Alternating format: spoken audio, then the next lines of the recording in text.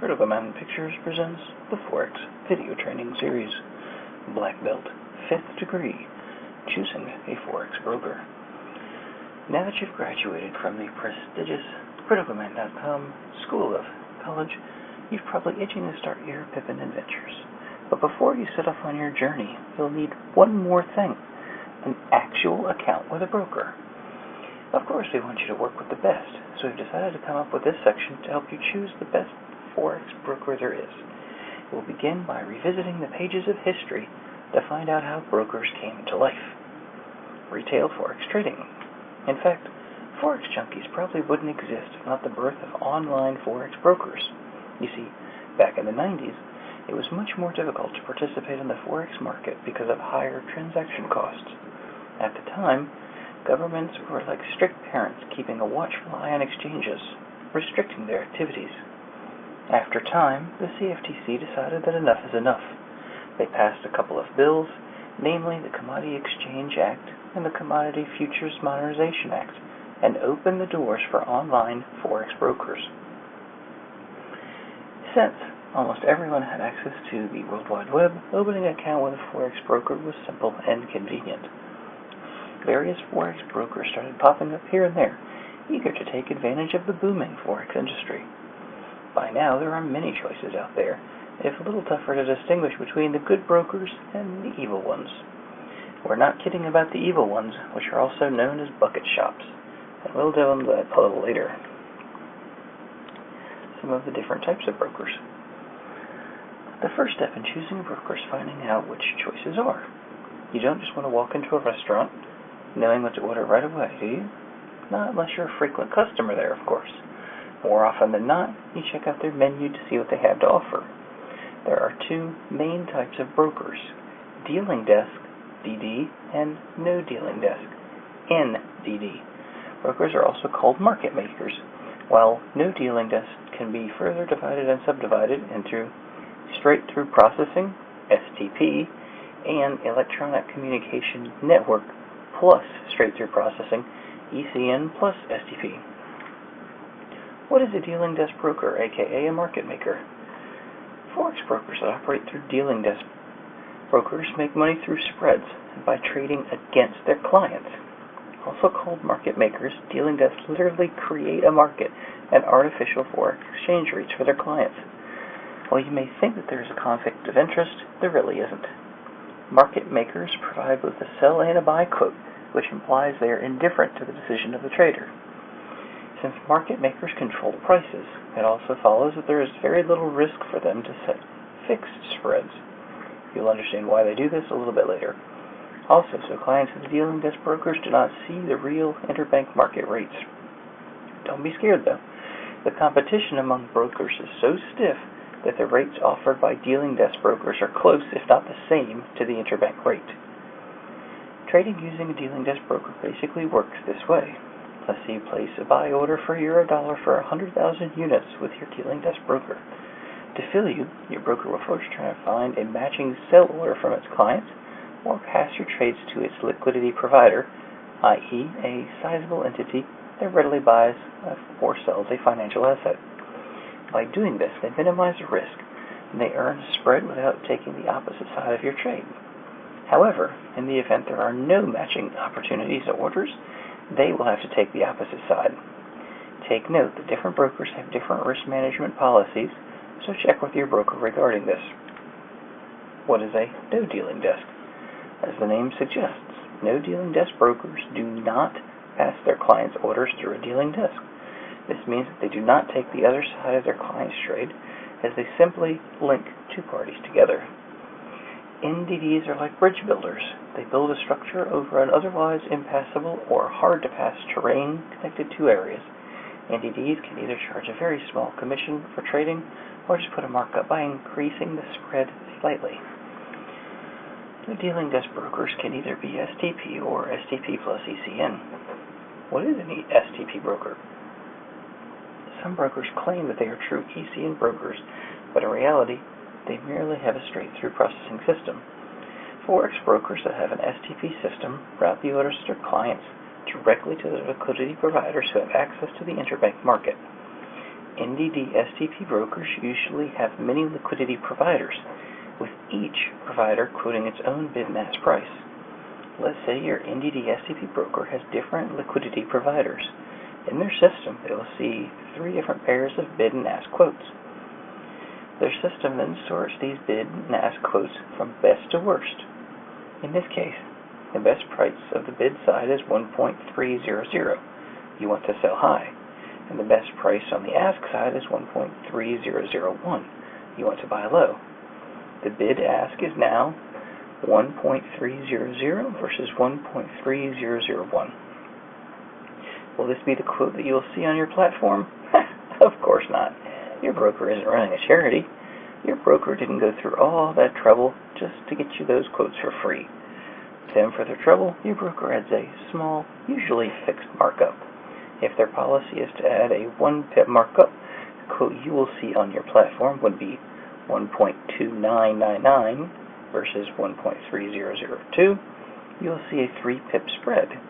The 1 pip spread for the broker turns into a 3 pip spread for you. So when you decide to buy 100,000 units of Eurodollar at 1.3002, your order is sent through the broker and then routed to either liquidity provider A or B. If your order is acknowledged, liquidity provider A or B will have a short position of 100,000 units of Eurodollar at 13001, and then you will have a long position of 100,000 units of Eurodollar at 1.3002. Your broker will earn 1 pip in revenue. This changing bid-ask quote is the reason why most STP-type brokers have variable spreads. If the spreads of their liquidity provides widen, they have no choice but to widen their spreads too. While some STP brokers do offer fixed spreads, most have variable spreads. What is an ECN broker? True ECN brokers, on the other hand, allow the orders of their clients to interact with the orders of the participants in the ECN. Participants could be banks, retail traders, hedge funds, or even other brokers. In essence, participants trade against each other by offering their best bid and ask prices. ECNs allow their clients to see the depth of market. Depth of market displays where buying orders of other market participants are. Because of the nature of ECN, it is very difficult to slap on a fixed markup, so ECN brokers usually get compensated through a small commission. Which type of broker should you choose? That's completely up to you. One type of broker isn't better than the other because it'll all depend on what type of trader you are. It's up to you to decide whether you'd rather have tighter spreads but pay a commission trade versus wider spreads and no commission. Usually day traders and scalpers prefer the tighter spreads because it's easier to get small profits. The market needs less ground to cover to get over the transaction costs. Meanwhile, wider spreads tend to be insignificant to longer-term swing or position traders. To make your decision-making easier, here's a summary of the major differences between market makers, STP brokers, and STP and ECN brokers. Brokers are not evil. Well, most of them aren't. Contrary to what you may have read elsewhere, Forex brokers really aren't out to get you. They want to do business with you and not run you out of business. Think about it. If you lose all of your money in trading, they will lose customers. The ideal client of a dealing desk broker is one who more or less breaks even. In other words, a client who neither wins nor loses in the end.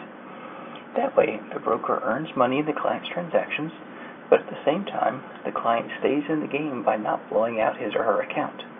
In essence, brokers want to keep their clients coming back for more trading. 6 things to consider when choosing a broker. The retail Forex market is so competitive that just think about it, having a sift of available brokers will give you a major headache. Choosing which broker to trade can be a very overwhelming task, especially if you don't know what you should be looking for. In this section, we will discuss the qualities you should look for when picking a broker. Security. First and foremost characteristics of a good broker is that they have a high level of security. After all, you're not going to just hand over thousands of dollars to a person who simply claims he's legit, right? Fortunately, checking the credibility of a broker isn't that hard. There are regulatory agencies from all over the world that separate the trustworthy ones from the fraudulent. there is a list of countries with their corresponding regulatory bodies. The United States has the National Futures Association and the Commodity Futures Trading Commission. The United Kingdom's Financial Services Authority. Australia has the Australian Securities and Investment Commission. Switzerland is the Swiss Federal Banking Commission. Germany is I'm not going to try to pronounce, and the France I'm not going to try to pronounce. Before even thinking of putting your money in a broker, make sure that the broker is a member of the regulatory body mentioned. Transaction cost. No matter what kind of trader you are, like it or not, you'll always be subject to transaction costs. Every single time you trade, you'll have to pay for either the spread or commission, so it's only natural to look for the most affordable and cheapest rates. Sometimes you may need to sacrifice low transaction costs for a more reliable broker. Make sure you know if you need tight spreads for your type of trading, and then review your available options. It's all about finding the correct balance between security and low transaction costs. Deposit and withdrawal. Good brokers will allow you to deposit funds and withdraw your earnings hassle-free. Brokers really have no reason to make it hard for you to withdraw your profits, because that's the only reason they hold your funds is to facilitate trading. Your broker only holds your money to make trading easier, so there is no money for you to have a hard time getting your profits you've earned. Your broker should be sure that the withdrawal process is speedy and smooth. Trading platform. In online Forex trading, most trading activity happens through a broker's trading platform. This means that the trading platform of your broker must be user-friendly and stable. When looking for a broker, always check what his trading platform has to offer. Does it offer a free news feed? How about easy-to-use technical and charting tools? Does it present you with all the information you will need to trade properly? Execution. It is mandatory that your broker fill your order in the best possible price. Under normal market conditions, i.e., normal liquidity and no important news releases or surprise events, there really is no reason for your broker not to fill you at or very close to the market price when you click the buy or sell button.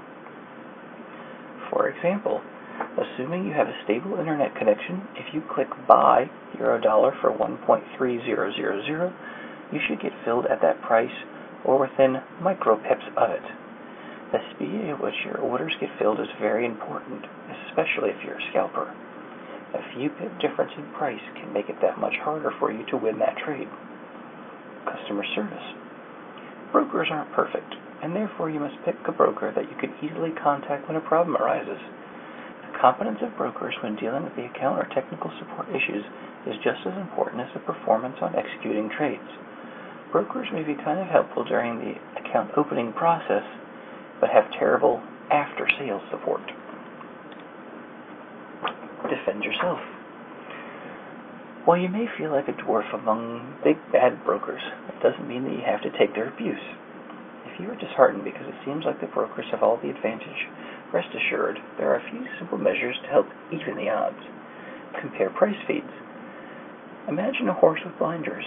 The horse's vision is limited to what's in front of them. If there's a hurdle in front, the horse has no other choice but to exert the additional effort needed to jump over it. This horse is a very sad horse. If you only had the price feed on your trading platform, you're basically trading like a horse with blinders on. You have no idea what's going on in the rest of the Forex world because you have limited yourself to your broker's price feed.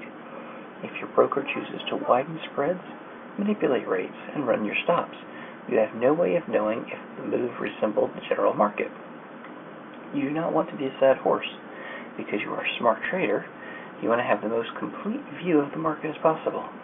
The best way to do this is subscribe to a second, third, or even fourth price feed. That way, you get another view of the market, and you have a chance to confirm whether price really did move the way it did. Record everything. Always keep a detailed journal tracking all of your transactions. Always, always, always. Like in a courtroom, you need evidence to make a case. You may feel cheated, but if you have nothing to back it up, then that feeling will remain just a feeling. The easiest way to keep records is take a screenshot of each order you put, each trade you take, and other suspicious broker activity like odd price feeds. Not only is this good trade journaling, but it will come in handy if you've been victimized by an errant fill. properly tracking the trades you take, you can assure yourself that you always have evidence needed to support your case in the event that you file a dispute with your broker. File legal action. If you cannot settle your conflict with your broker, it's time for you to take legal action. Most brokers give in when faced with a threat of legal action, but if they do not, you can approach either the Commodities Future Trading Commission, CFTC, or the National Futures Association, the NFA. The CFTC has a reparations program that gives an inexpensive, expeditious, fair, and impartial forum to handle customer complaints and resolve disputes between futures customers and commodity futures trading professionals. Likewise, the NFA has an arbitration mediation program that helps the FCMs and their clients resolve disputes. Good trading habits. Like a disciplined nun who wears a habit, you should develop good trading habits. We know the joke doesn't make sense, but it sounded funny, so we might as well put it here. In any case, even with the proper weapons to protect yourself against evil brokers, the most important thing is still become a better trader. Know that no matter how advanced your charting software is, no matter how much time you put into finding the right broker, no matter how complicated your trading system is, without proper discipline, you will end up losing. It's very easy to put the blame on brokers, but at the end of the day, it's really your choices that get you where you want to go. And opening a Forex trading account. After finding the right broker for you, you can now open a new online trading account in just 3 simple steps. Selecting an account type, registration, and activating your account. Before trading a dime of your hard-earned money, you may want to think about opening a demo account. Actually, open 2 or 3 demos. Why not? It's free. Free. Try out several different brokers to get a feel for the one that's right for you. When you are ready to open a live account, you have to choose which type of trading account you want to be, a personal account or a business, aka corporate account. In the past, when opening a Forex account, you'd also have to choose whether you wanted to open a standard account, a mini account, or a micro account. It isn't much of a problem since most brokers will allow you to trade custom lots. This is great for newbie and inexperienced traders who only have a small amount of capital.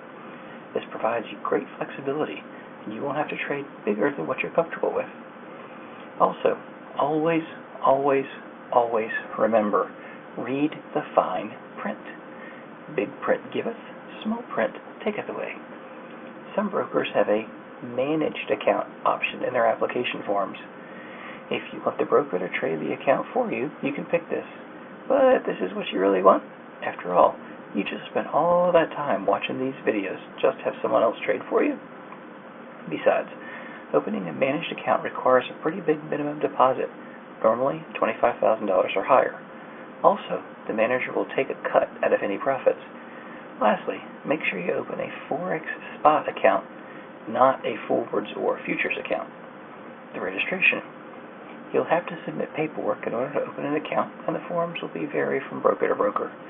They usually are provided in PDF format and can be viewed and printed using the Adobe Acrobat Reader program.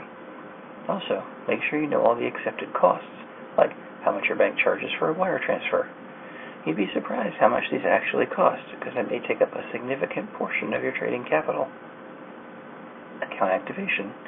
Once the broker has received all the necessary paperwork, you should receive an email with instructions on completing your account activation.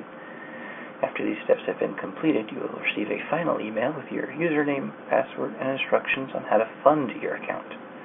So, all left for is log in and start trading. Pretty easy, huh? Time to log in, pop in those charts, and start trading. But wait just a minute. We strongly advise you to demo trade first. There's no shame in demo trading. Everyone has to start somewhere. If you've been demo trading for at least 6 months, then maybe you can dip your feet into live trading. But even then, we suggest you go into the shallow end and consider how much you want to risk.